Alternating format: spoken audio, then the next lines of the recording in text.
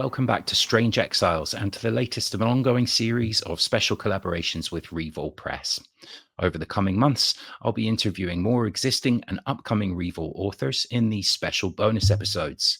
Be sure to check out the first two, which featured Gareth Stewart Farmer, author of the forthcoming Writing Autism, Daniel Tutt and C. Derek Farn, authors of our latest book, The People Are Not One, and Rob Four Walker, author of Radical Young. Today's guest is Kirsten J. Lee. Kirsten holds a PhD in social psychology from the University of South Florida and is working on a book for Revol called Death and Things, The Existential Labor of Queer Objects. In the book, Kirsten will explore how the objects we collect and associate with our identities help us to construct meaning, drawing on queer theory, psychology, and her own research.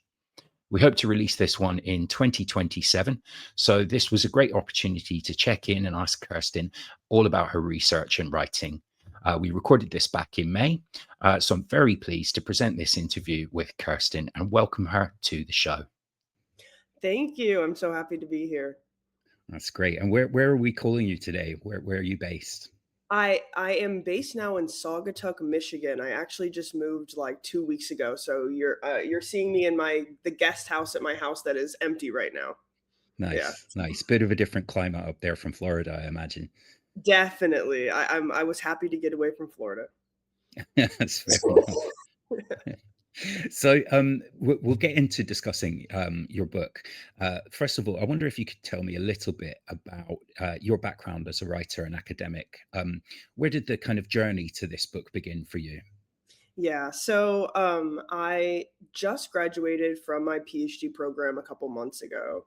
My research in my program started off actually being pretty focused on social class. I've been like a little bit obsessed with Marx, obviously, for a long time.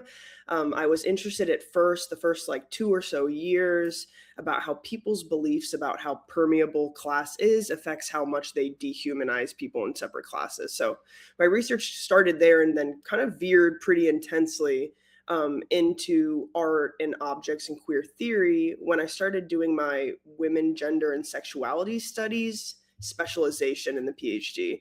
Our PhD program, I think, is unique because you have to pick a second field to specialize in and take like a series 5 classes in.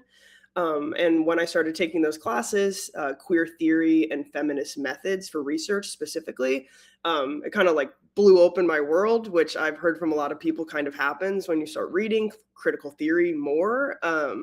So I actually did a project now 2 years ago on a large art project in St. Petersburg called Trans Clay Body, where trans and queer youth were invited to take like a 10-week long ceramics class for free and explore their identity.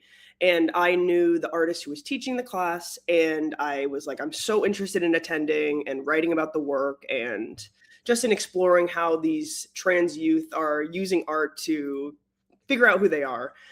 So when I was presenting that research, I was talking about basically to my department about like how making art is world making. When you live in a world that you don't align with dominant culture, you don't see yourself represented, you're even being outright rejected, that your reality is not real, there's no such thing as being trans.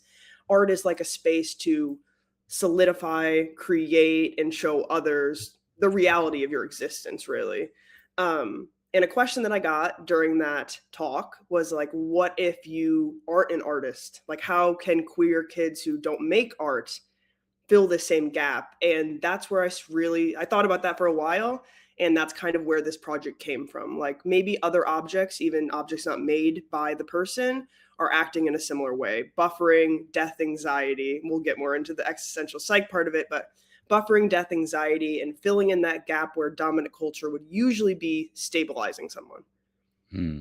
Now that's fascinating, and I mean, you know, it strikes me that although your work is kind of inspired by queer theory, these are insights that are applicable to anybody. I mean, you can see behind me a massive collection of CDs and books that holds a lot of meaning for me. For a long time, they were packaged up in boxes as we were moving around. Yeah. So to have them all in one place, Also, just the way they're organized probably only makes sense to me. If somebody else tried to sort of like look at my bookshelf, they wouldn't be able to find their way around it. So I can understand how that theory is useful for understanding how people construct meaning from objects. Definitely. Yeah, Yeah. Yeah. yeah, And I had a lot of people in my dissertation interviews, focus groups, who described basically exactly what you're describing. Like, this object lives in a very specific place in my house on a shelf. I see it every day. It's arranged in the way that I like it. And honestly, I think of all these things, even the stuff behind you, as an altar that you created to the things that you care about. yeah. No, that's fascinating. And I mean, it goes to a fairly fundamental question about art and gatekeeping as well, what you were describing. The art world, when it comes to gallery shows, things like the Venice Biennale, there's lots of gatekeepers involved in deciding what is and is not art. But the other way, the opposite end of the spectrum in terms of how you could conceptualize art is that everybody has access to a sense of the aesthetic, and that the process of making art is in itself meaningful. You don't need gatekeepers or a gallery show to make meaningful art. Sort of where do you fall on that, either side of that debate? Are you kind of anti-gatekeeper? Yes, I would say yes, that I definitely am. I find a lot of popular art, this might be, I don't know if this is a unpopular opinion, but not that interesting. I feel like that I find most art that I really like, people with like very small follower counts on Instagram. Like, most of the art I've purchased the last couple years have been people I've come across who are creating stuff that I'm like blown away by, and then I'm putting my money into having it and having it in my home. So yeah, I'm very on the side of gatekeeping in art. Obviously, art at a high level is a rich kid's game. I'm sure you've read before, by every like $10,000 your family makes something like this, you're 1% more likely to become an artist. They correlate so directly. So I think being a professional artist in that way is really for wealthy kids.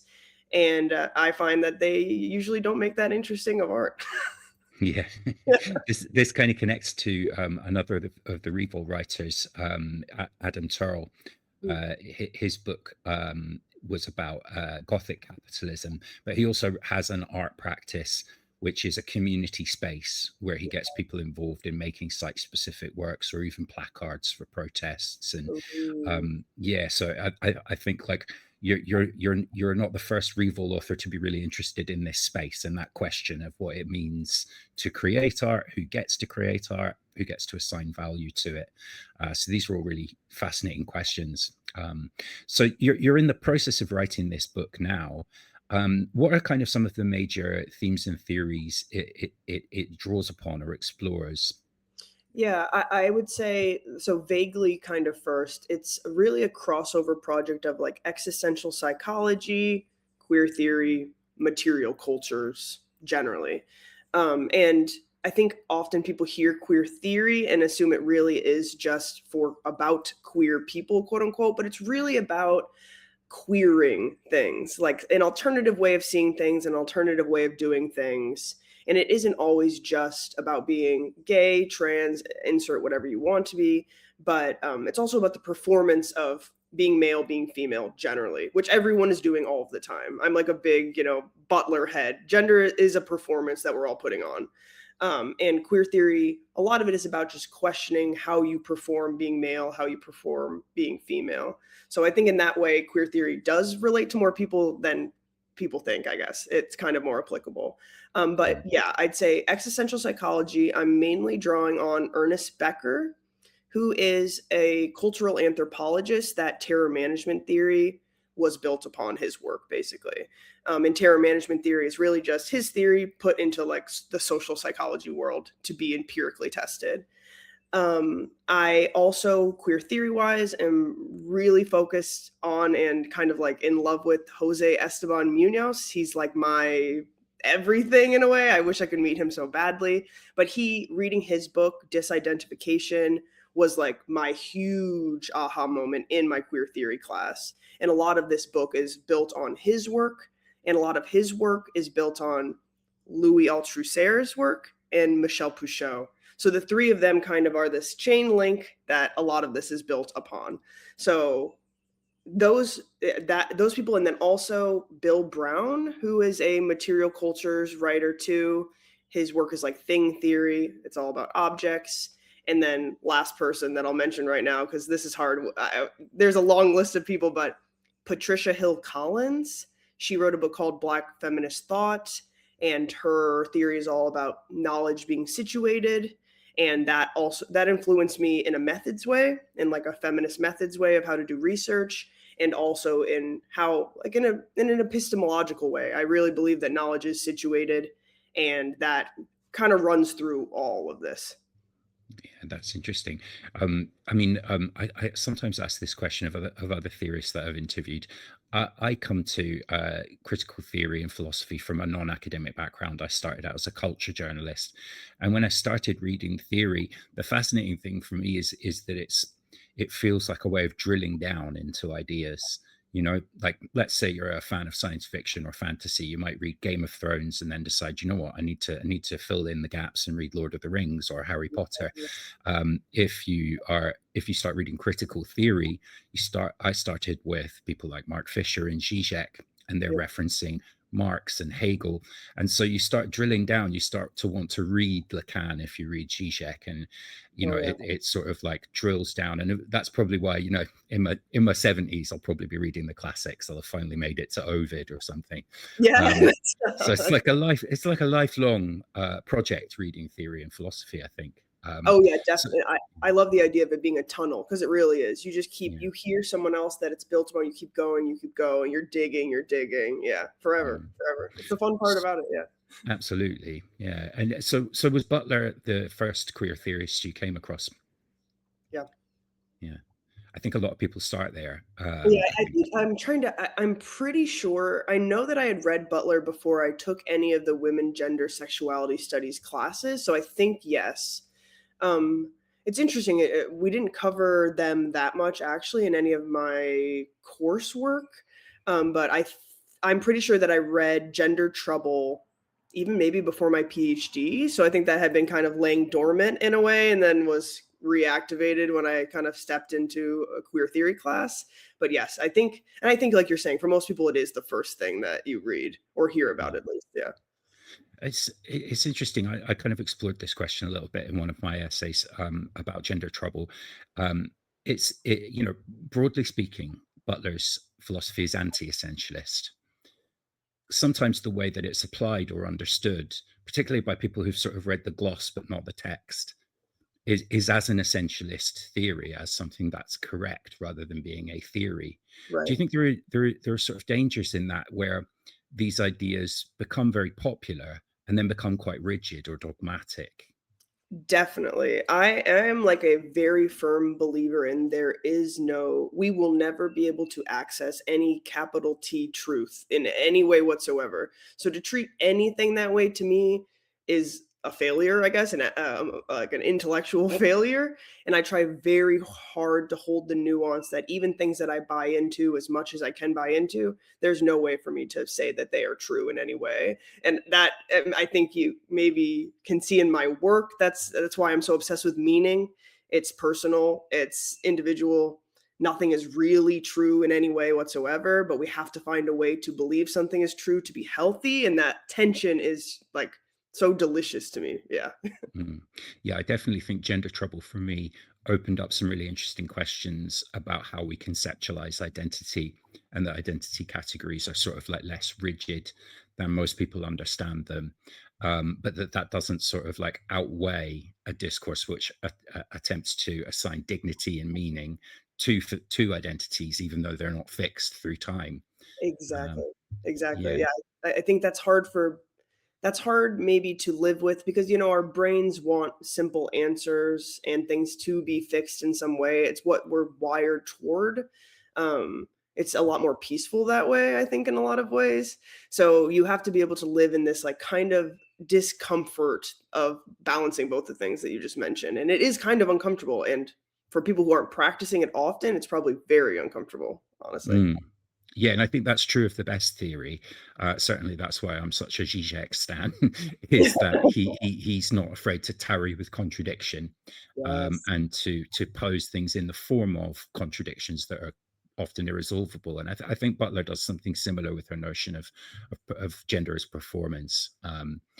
So to bring it back to the themes of the book, your work in this book is kind of exploring the way that we construct meaning in our lives through objects and practices. Can you give us an example, maybe from the book, that sort of explains this thesis? Yeah, definitely. I'm going to give an example from my dissertation research and just tiny bit of background. Everyone who was recruited got to pick like 3 objects that they felt held their life story in some way, and then they basically came in, met with me, and did kind of show and tell in a way, showed the object, like physically had it there and explained to me why it is so meaningful to them. So I think a really great example of this would be something like, I'm gonna use one of my favorites actually, okay. It's called a God box. I don't Did you grow up religious first for I any did not. No, I grew up in a very atheist household, but Okay, yeah. okay. So a lot of people that were in the study grew up. I did not grow up Christian, but they grew up very Christian. Mm. And apparently, there's something in Christian tradition when you're a child where you build a box and you decorate it, and you put a slip in the top, and you write little prayers or thoughts to God, and you put them in your God box, and it's for God to hear your thoughts rather than like prayer. Often in or one of my participants in this study had gone through, deconstructing their religious upbringing, coming out as gay, having sort of a mental health crisis during this time, which is very common. I found actually in my interviews. And then afterward, had a friend who has also gone through deconstructing Christianity, build them a God box, but kind of a remixed God box or something reworked where they decorated the box with things that are not religious, things that the person loved, and they told them basically like write little letters and put them in and I will read them rather than, someone who is not there perhaps hearing them or reading them or accessing them. So I guess I choose this one because it's one such a great example of what disidentification is, which is taking something from an old culture, an old tradition, and reworking it in a way that now actually props you up and isn't destroying your identity, isn't supporting your identity. And in this way, I guess this object to me is like such a great example of how an object can hold your identity because what is this object? This object is an old, reworked Christian object from this person's childhood that now fits who they are as an adult. And in a way, when they see this object, they can see so much. They can see their past, they can see the people who care about them now, they can see the new identity that they're constructing. And that box sits on their desk every day. They write letters in it all the time, even though they're not friends with that person anymore. It still lives on, like for years and years past. So I think yeah, that is one of my favorite examples because it isn't as obvious maybe as people think as like an object will represent your identity, but really it's holding like a story often of how you've changed. And to know who you are in a lot of ways, you need some sort of cohesive narrative of what's unraveled. And that box in my mind is such a great example of how something simple, literally a tissue box, can hold together and hold a story of like 30 years of your life and struggles, and you see it every day and it's part of your like everyday existence and your rituals of still writing to it, something like that. Yeah. Yeah, and I suppose that makes it different from an art object or something that you've purchased to display or collected. It to the casual observer, it might look like a meaningless object. Exactly. Mm. Exactly, and that is a lot of the objects. That was one of my I guess favorite things that I found in like collecting all of the objects is that a lot of them are just like they're a sticker. They're a Pokemon card from your childhood that was pink and you weren't allowed to be out yet, but you kept it as like, your secret, like one day maybe I can transition. Like all the stories are so emotional and intense, and they really do often show how someone's changed over time, and they're often not expensive objects in any way whatsoever. They're very basic things. Yeah. Mm. Gosh, that's fascinating. That's made me think of something from when I was a teenager. Tell me, Yeah, please. Yeah. yeah, no, I mean, I'm bisexual. I came out when I was about 15, and I think, everybody reacted very badly to that, from my parents to my school friends. This was in the mid-90s, so Oh there's god. a lot, more stigma there, I guess, or more public stigma. Definitely. And for bi guys, it's way harder even now, but yeah, I can't imagine then. But I think, like, I still kept things that sort of like reminded me of that identity. I had a laminated picture of a hot guy that I got out of a magazine, I and I'd love laminated it and I kept it in my wallet. And it was like, yeah, weirdly just a thing that I knew it was there. I didn't Yes. have to necessarily be outwardly performing that identity if it was going to get me into, not into trouble, but if it was going to cause issues for me socially. But I Yeah. knew it was there. I knew it was in my wallet. I love that. Yeah, it's like it's just for you. A lot of the objects are like very some of them are displayed, but a lot are like this is put in a box away. I know where it is, but I don't want anyone to touch it or access it Mm. or something like it's kept in my wallet. People don't know about it. I love that. I love Yeah, that. it's Thank you for fascinating, sharing that. isn't it? I just pictured that object in my mind. I haven't thought about it for years. I love that. I'm really interested in how you recruit participants. This might be an obvious question for anyone who's in your field, but how Yeah. do you go about finding people and approaching that conversation with them about their lives? I guess there's an amount of sort of building trust. Definitely, yeah. So kind of two-pronged, but finding people in a lot of social psychology research, most social psychology research on, I think, unfortunately, is done like online and like large surveys at this point. So I actually had to push pretty hard to even be allowed to try to find people to interview in this way, like to my committee, I mean. And they let me do it, which I'm happy about. And it isn't obvious, I am queer. I'm also bi, my bi twin. And I am part of like different queer groups in where I used to live, St. Petersburg. So there's actually like a large group in St. Pete called Queer Expression St. Pete. Shout out them. They're amazing. They own like a house that's like a safe haven for people and they do tons of events and they have a food pantry. They're just like a great place. And I actually reached out to them and was like, I'd love to recruit through you guys. Could I send you basically like the information? So I ended up getting everyone from Queer Expression St. Pete, who, and I didn't know anyone going in. It's a very large, like, I guess they have a large following. But basically, everyone was recruited through Queer Expression St. Pete. And what was the second part of the question? About building trust, sort of like Yes. once you've recruited them, how do you approach that? Yeah. Okay, so I've taken a couple classes in like qualitative interviewing. I really love interviewing. I used to work actually as a victim advocate in domestic violence for a while before graduate school. And a big part of that job is also interviewing people about really traumatic situations. And we had to do something called the fatality review, which is basically like when anyone is the victim of a homicide, a domestic violence related homicide, once a quarter, like so, like every 6 months, you interview basically like the family of the victim, like everyone in their extended family, to try to get like a very clear picture of where could anyone have stepped in, what was this couple really like leading up to it, etc. So I think a lot of my interview skills came from all of my time doing those fatality review interviews, Mm. because they were incredibly intense. And sometimes, like each person, the interview could be like 6 hours of them telling, the life of their sister from growing up to her to when she was murdered. So I've had a lot of practice being an interviewer. So I think that is part of my, I guess, skill set. It's also one Mm. of my favorite things to do is literally just to listen to people talk about their lives. Um, so I think once I met all of these people, we were in a room together.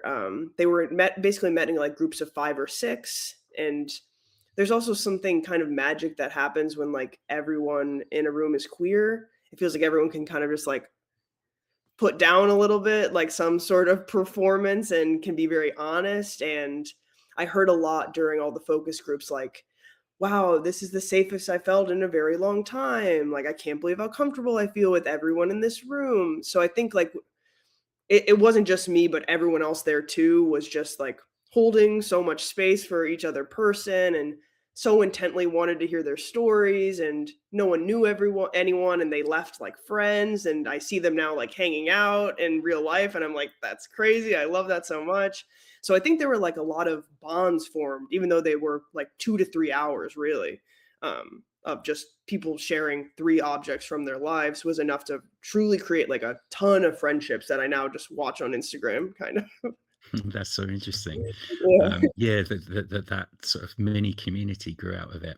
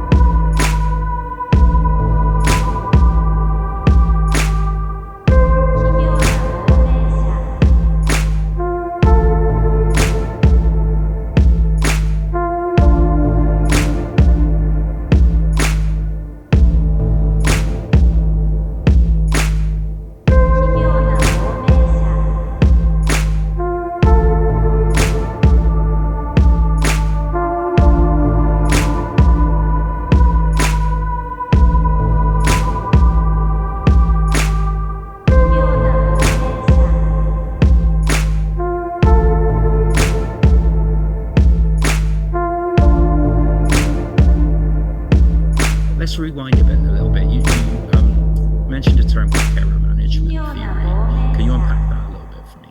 Yes, I'd love to. Terror management theory is like the main framework that I use in all my social psych research, my advisor too. Well, first I should say, it's all the work theoretically was really all written by Ernest Becker, who had nothing to do with terror management theory. It's just an adaptation, but he's really who came up with all of this. Um, but terror management theory is the social psych framework to explain kind of like, well, to explain all of human behavior. And it really goes like this: death is um, something that humans are aware of. You could argue that humans are the only animals that are really aware that they are going to die and that that's always present on their mind. They also have obviously a drive to stay alive. And even the idea that death is ever looming, could happen at any moment, what happens after it, all of that creates a huge amount of anxiety that Ernest Becker argued had to be managed through cultural frameworks, really. He was like, traveling, doing cultural anthropology, and finding that most people, most cultures have like very specific beliefs, values, things to live up to, and what really all these things are doing are, in a way, buffering death anxiety. Because if you have something to believe in, like, it could be as simple as like an afterlife, or it could be something more abstract, like being attractive is very meaningful. Insert. If you can live up to the standards of the culture that you're in, you can have high self esteem, and high self esteem in this way kind of buffers the anxiety of death. And this kind of plays out in a lot of different ways, but really, like, the center of it is that death anxiety is always present. Humans manage it through creating meaning systems. It's also buffered through having a meaning system that you believe in deeply and living up to the standards of that meaning system. And that's what they're calling self esteem. So, yeah, dominant cultural beliefs, your self esteem derived from the standards of that culture. And when that system is all working, you are mentally functioning well. And when any of those things break, you are flooded with death anxiety, which they're arguing is subconscious. It's not like you're all of a sudden just thinking, I'm going to die or something, but rather it creates instability, nihilism, kind of just like chaos, feeling nothing matter, existential dread, just generally. And there's so much research in social psychology about terror management theory. It's like a long running, highly regarded kind of theory in social psych, and not much work had really ever been done about like how are minorities buffering death anxiety if they aren't part of dominant culture. Like, the fact that that question had never really been asked was so interesting to me. Sorry, let me and uh that was what really a kind of a gateway into a lot of my work, was just the question of how has no one really asked that? And if dominant culture is how everyone's buffering death anxiety and functioning, then how are queer people, people of color, anyone who is not straight, het, cis, white, wealthy, maybe even, how are they surviving if they don't have that same pathway? So that is what terror management theory is. Definitely, it's managing the terror of death is usually the best way to think of it. That's interesting in terms of how you might map that onto queer theory, which is obviously what the book's exploring. We talked briefly about kind of religious belief.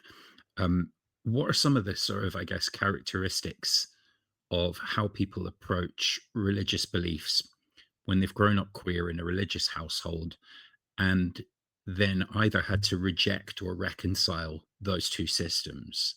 That sounds like a very interesting sort of like point of rupture. Yes, it is. Yeah, I've been calling it epistemological rupture or rupture epistemology. It's like something written in Mm, my notes all over, all over. Yeah, it's like this moment where you grow up in a belief system. It's so real to you, your values, the way you live, the way relationships are structured. Everything in your life is so informed and shaped by that. And then something, your identity comes out, or maybe you realize it more, it's kind of unfolding, and all of a sudden you like you're saying, it all kind of collapses, or there is like this big rupture. And often in the interviews I found that people had some sort of mental health crisis, like more than one person, and this is a group of 16, so it's not a huge group. Multiple people were like hospitalized at some point during this like couple years of time. It's not like, I'm gay and now this is all, but it's kind of almost happens not at the beginning, because maybe you have like more stamina or something, but a little bit as time goes on, maybe you unravel more. But I found in my interviews that really kind of like one of two things happens. One, you totally reject religion and become like a kind of like very intense anti-religious, maybe an atheist, but at least you are like almost everyone was Christian growing up. So I could say like Christianity is a lie. It is a tool of power. It is exploitative. It is, insert, insert. Or, and this is what most people actually ended up doing, you find some sort of way to borrow what's good from it, like the God box kind of situation, leave all the rest of it, and create some sort of like a mashup religious belief that's your own, which is a lot of what this book is about. And a lot of what I'm interested in is how, when a system you were handed fails you, how can you put together a new one that you can really believe in enough to be healthy and to have like stable meaning, and that can support who you are as a person, so you can have self-esteem from the system?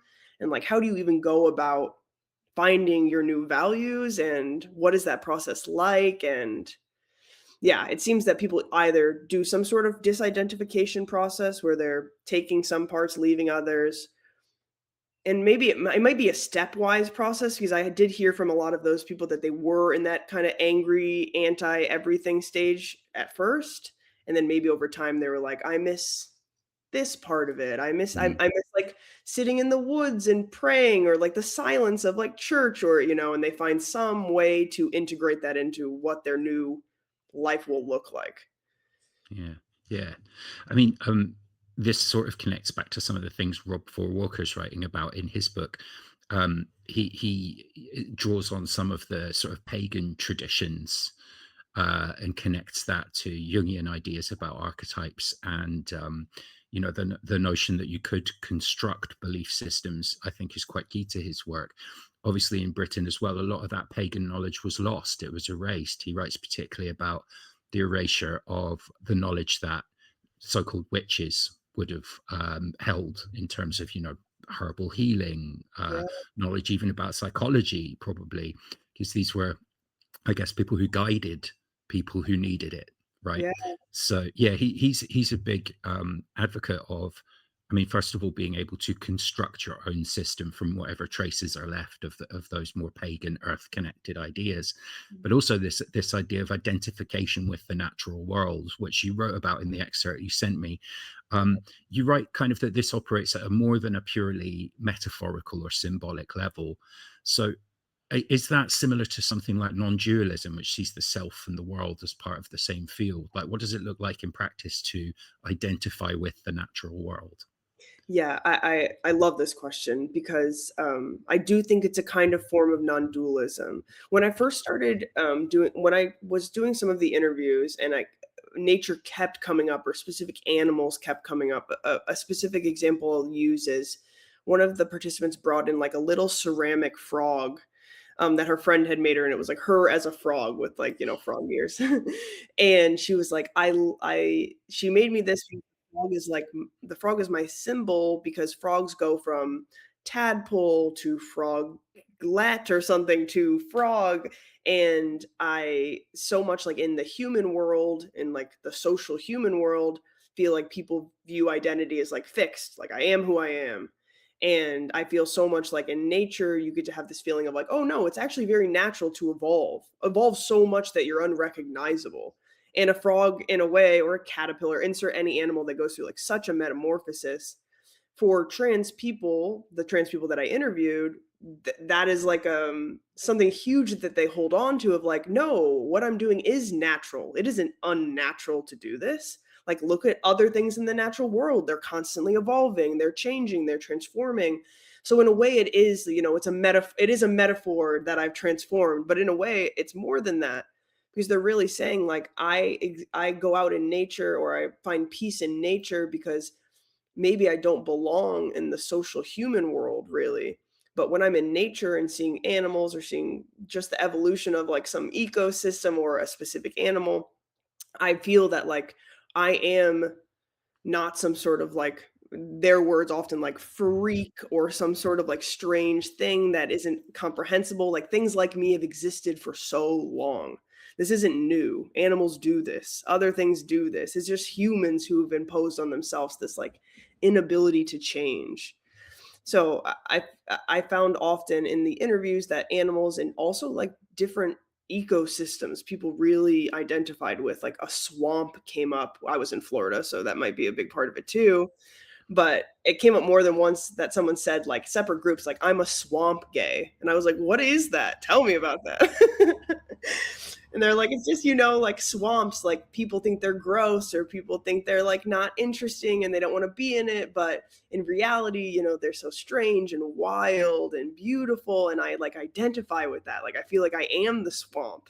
And same thing for these other animals. So yeah, I feel like it is something of there is no separation between me and nature. Nature is some sort of like a hint, like a whisper that I am part of everything that I really need, because other humans in the social world is often telling me, you don't belong here, really.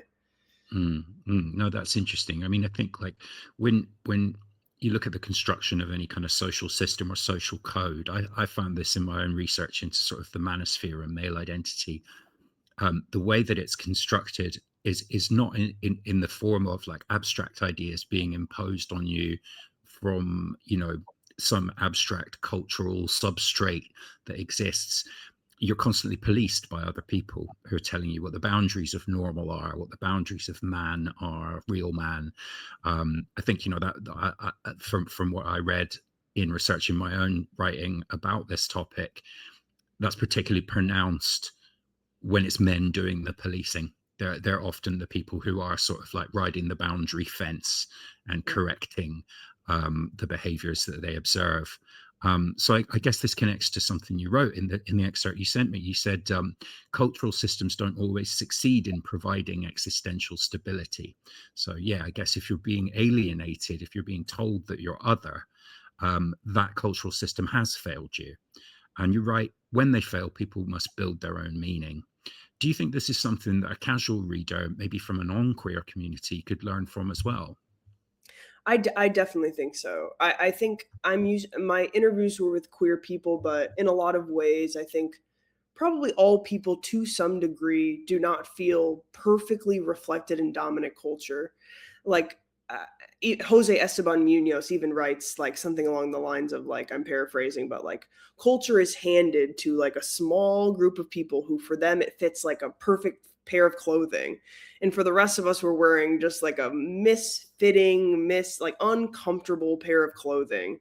And you don't have to just be queer to have dominant culture not fit you perfectly. You could be any kind of like neurodivergent. You could be non-white. I mean, obviously, I live in the United States, and I'm also interested, people I considered for this book actually were just for first generation immigrants who Mm, are literally between cultures. Like the culture that they grew up in, there's no physical evidence really of its existence around them. And they now need to, try to exist somewhere that does not reflect who they are, what they've believed, anything about their life. And, there's a reason why when people sometimes go to a new culture or a new place, they experience some sort of like mental breakdown. I actually lived in the UK. This is kind of a tangent, but I promise it connects. When I did my master's program at King's College, and it was in psychosis studies. I'm super interested in psychosis. And the like number one trigger for psychosis is emigrating somewhere. Because mm, when you're in an environment that's so mismatched from everything you've ever built, it is that destabilizing. And I think people take for granted how destabilizing it is to be somewhere where you really don't recognize anything, and the things that usually reflect your sense of self back to you are pulled away from you. Same reason that maybe, and this is a super extreme example, but like solitary confinement, I think often about like the self is destroyed because you see no one, you have nothing around you, you're just in total isolation.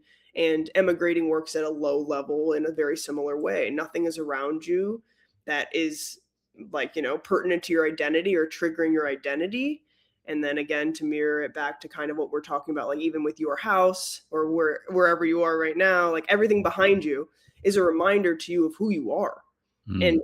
without it, it could be very destabilizing to just have nothing that reminds you of what you love, the things that you're interested in, the things that you like to think about, the things that make you who you are. Yeah, no, definitely. And I mean, that sense of cultural hybridity of being from more than one culture and that producing a new hybrid culture Yes. has a flip side as well, which is that you're fully comfortable in neither. Yeah. Junot Diaz, The Brief Wondrous Life of Oscar Wilde, is a really powerful Oh, novel about this. yes, yeah. Um, and I've a little bit of that in my own family as well. My sister is married to a person who's a first generation immigrant from Morocco, so her kids sort of live in that world. They're culturally hybrid, and whatever sense of identity they construct for themselves as young women, that is going to be distinct from both like Scottishness and being Moroccan or Arab. Definitely. Um, but they'll also always be read as Arab by people observing them. Yeah. So there's all sorts of aspects in which, if you're placed outside of a cultural norm, the onus goes on to you to construct your own identity. Yes, yes. That's why I like to call it labor. It is existential labor, really. You're laboring, you're doing extra work that someone who is actually fits in, let's say, perfectly to dominant culture, is not having to participate in any way. Like Mm. creating meaning and keeping up with it and maintaining it in any way is a lot of work. And that's why a lot of this, I like to use the word labor because this is like a serious form of labor that I think people ignore often. Yeah, I think you're right about that. Yeah. In terms of like being in the process of writing this book, have you found that it's started to map onto your own lived experience? Like, have you seen some of the stuff that you've researched sort of manifesting in your own beliefs or practices or your outlook? Yes, definitely. I think, there's a thing in social psychology, people joke about research being like me search. It's just about yourself. Like that's the stereotype. Um, and I think in a way, yes, I definitely am someone who I think people would say maybe I don't participate much in dominant culture. I've been like specifically, let's say, like very openly Marxist since almost like college, which is more normal now, but at the time, like almost 10 years ago, that was kind of unheard of for most people that I met here. So I think I've existed pretty hard, like I've been pretty anti-US for a very long time. And that's kind of even one way that I feel outside of the place that I live. Um, but I also did not grow up religious, but I've also found myself kind of creating a strange hybrid religion between like Buddhism and some kind of strains of like Christian mysticism. Like I love old Christian mystic writers. That's like my other like giant obsession. So I've created like a strange religion that's kind of my own. Yeah, I think in a lot of ways I am doing a lot of constructing of meaning myself constantly, and I'm really interested. And I'm also someone who struggles with mental health issues, and I find it kind of comes and goes with how well am I maintaining whatever meaning system I've created, or am I in a point of like, this is made up anyway, is this real, doesn't matter kind of. And I can feel myself going through those movements over time. And yeah, so it's always been really interesting to me, how can you stay healthy and not swallow some sort of ideology whole? Like, do you have to, like, are those people happier than me? That kind of is like Mm, a question that I wrestle with, and that I wrestled with when I was younger. And I saw, like, let's say Christian people, because I never believed in God as a kid at all. I grew up also in a very non religious household, but Christian people seem so happy to me.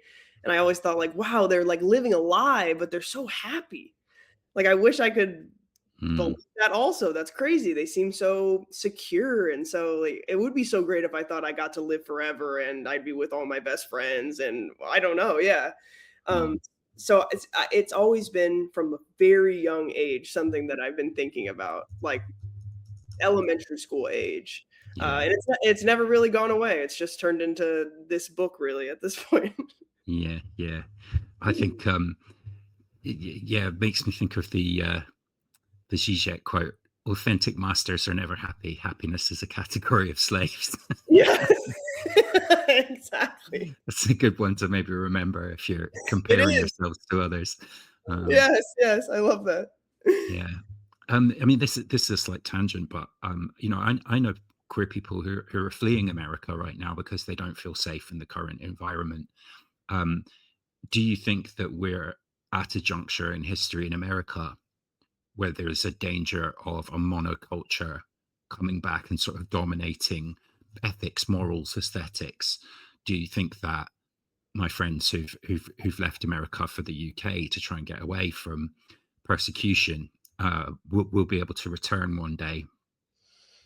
Ooh, I love. Okay, the second question I love. I will they be able to return one day? I go so back and forth about like kind of like unfortunately dipping my toe in like accelerationism, like let's just destroy this and start over, like this needs Mm, to end, and also holding the that would be really terrible for a lot of people, and I don't want things to get worse for everyone. I don't know if I the way that I feel is that we're kind of past a tipping point. Things are really unraveling, and my gut is that there is no coming back really from everything. I feel like there's just too much distrust. There's like no belief in, and no one has. There is no shared reality. Really, is really the like heart of a lot of this book. Like why we all need to create our own culture. Why that isn't just for queer people or immigrants, but maybe soon in the upcoming future could be for anyone. Because it seems like everything here is kind of collapsing in a way, mm, and our sense of shared reality is like totally disappearing. I also have a lot of queer friends or just like general academic or leftist friends who are like, let's move to Berlin, let's move to, mm, insert wherever, that just anywhere but here really. Um, and I also feel that drive. I also feel tempted in the exact same way by that. But I think that I don't know. I don't think that there is going to really be a United States maybe in the near future, and maybe by that I mean like 10 years. I just can't really see it. I don't see it turning around in a positive way, I guess is what I would say. I don't have mm, that faith at all anymore, and I don't think most people do, or at least mm. they can't imagine how it would happen, and maybe that's the bigger issue. Yeah, I think most of my hope and faith at the moment is sort of located in hoping that I'm wrong. Yes, yes, yeah. That'd be amazing. Yeah, maybe something could just happen and it would click us all together. I don't know. I don't know. Mm, It feels like yeah, the greatest moment of like cultural bonding in the last couple of years has been like when Luigi Mangione shot the CEO, healthcare yeah, CEO. It was like the yeah, most like it felt like a holiday or something here. It was like the most like happy everyone's ever been, or at least as long as in a long time. And I'm like, maybe that's some sort of foreshadowing for what will actually bring people together. I don't know. Mm. But it was like the most unity I've seen in a long time. And yeah, it does have some kind of forebodingness to it. I don't know. Yeah, that in itself is wild, isn't it? Yes. Yeah. So, in terms of kind of looking forward to after the book's publication, what do you hope that the book will achieve for you, sort of as a writer and researcher? And do you have an eye on what topics you might explore next? Yeah, I wanted to write this book as like a roadmap for not just academic people, for lay people, for anyone to read, to understand like you aren't alone, that you feel misfit to culture, or you feel like you're trying to perform it and you're failing at performing it. That's creating tension and just like unhappiness in you. And I think that's a thing that most people can relate to, not just queer people, not just immigrants, anyone. That expectations in a lot of ways, maybe you're not even aligned with them. Let's even say like just here a capitalist thing of the more money you make, the more you know that it most people I know, aren't like eating that and swallowing it whole, and they feel strange to be around people who only care about that. So I'm hoping that the book is kind of like, it's hopeful that there is a way that you can create something meaningful for yourself outside of culture, that it is sort of isolating, but once you have language for it, you can talk to other people about it. You'll realize that other people are also doing this themselves, but also maybe wouldn't explain it that way. And you find bridges with other people. Um, it's obviously my first book, so it kind of feels like a huge, scary moment to me, having just finished school. Um, and really, what I want to write about next, and I was just talking to my friend about this last night, is like really like how to create your own religion. Like, what could that look like? Like a more like this book is kind of nodding at that. Like, how can you create your own values? How can you create meaning and sustain yourself? And how are objects helping you do that in your everyday, is like almost like memory reminders of what matters to you. But I'd love to do something more outright about almost like what you were talking about with the author of Radical Young, whose name is Rob. Rob for Walker, yeah. Yes. I feel like we need to like meet and talk, because I'm also very interested in like paganism and like, just like natural religions, combining, different religious beliefs, some more modern things with like more ancient things. So I'd love to somehow write a book about like how to create religion and what to borrow from and how to blend and how to explain it to people, and how that is just as real as like any existing religious tradition, really. Mm, okay, that one sounds fascinating as well. um, yeah, you also write on Substack. Just got the Substack up there. Ooh, So, yes. what can people who subscribe to you there hope to read? What kind of topics are you exploring there? This kind of varies. I'm putting some of my like academic work on there. I actually wrote a paper in a politics of motherhood class that I took, that I'm editing to post soon too. That's about motherhood violence in the state, just about the violence that's inflicted on women in this country. Um, Via CPS and all these other systems that I worked with when I was in domestic violence, child welfare. So it's kind of a mix of, social theory, some of my own art, some of my own kind of like sad girl poetry, kind of a mix of everything that I like, more serious academic writing, some poems, some of my Santa type work. Yeah, it's a blend. Brilliant. Well, we'll definitely link to that in the show notes as well. Definitely encourage anyone listening or watching to go and subscribe.